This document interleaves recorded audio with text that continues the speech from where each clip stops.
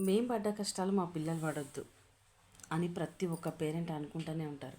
కానీ వాళ్ళు అట్లా పెరగాలంటే మనం ఏం కష్టపడుతున్నామో వాళ్ళని పెంచడానికి, వాళ్ళని చదివేయడానికి మనం ఎన్ని ఇబ్బందులు పడుతున్నామో, ఎంత కష్టపడుతున్నామో అనేది వాళ్ళకైతే ఖచ్చితంగా తెలియాలని నా ఉద్దేశం.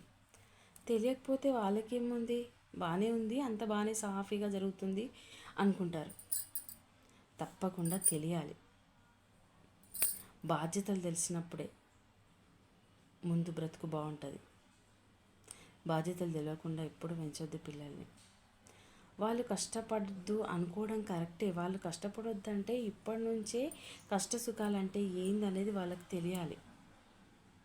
నువ్వు మాత్రం చదువుకో, నీకు అన్నీ మేము ఇచ్చేస్తాము, నువ్వు మాత్రం బాగా చదువు అని మనం వాళ్ళని అన్నామనుకో, వాళ్ళు ఏం కావాలని చెప్తారు కానీ మంచిగా మాత్రం చదవరు.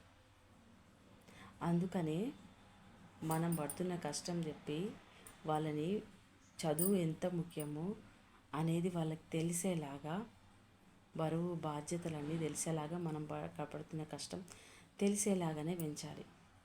అప్పుడే వాళ్ళకి అన్నిట్లో జ్ఞానం ఉంటుంది అనేది నా ఉద్దేశం. ఇది రాంగో రైటో నాకైతే అట్లా అనిపిస్తుంది. మీరేమనుకుంటున్నారో కామెంట్ చేయండి. నేను చెప్పిన ఈ మాట కరెక్ట్ అంటే ఒక లైక్ ఇవ్వండి.